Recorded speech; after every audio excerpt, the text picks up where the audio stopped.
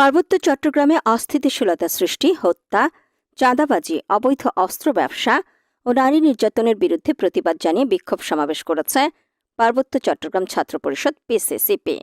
24 October Dhaka বিশ্ববিদ্যালয়ের TSC Raju ভাস্কর্য চত্বরে অনুষ্ঠিত এই সমাবেশে সংগঠনটি পার্বত্য চট্টগ্রামের সক্রিয় সশস্ত্র সংগঠন ইউপিডিএফকে নিষিদ্ধ করা এবং এর সংগঠক মাইকেল চাকমাকে গ্রেফতার করে বিচারের আওতায় আনার দাবি জানায়।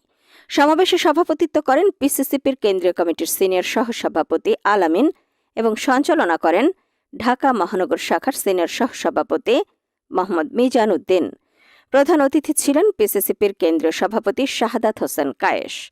এ সময় বক্তারা অভিযোগ করে বলেন, ইউপিডিএফের সংগঠক মাইকেল চাকমা পার্বত্য অঞ্চলে অস্থিতিশীলতা সৃষ্টির মূল নেপথ্য পরিকল্পনাকারী। তার বিরুদ্ধে খুন, গুম, মাদক ও অবৈধ অস্ত্র ব্যবসা সহ নানা অপরাধের প্রমাণ থাকা সত্ত্বেও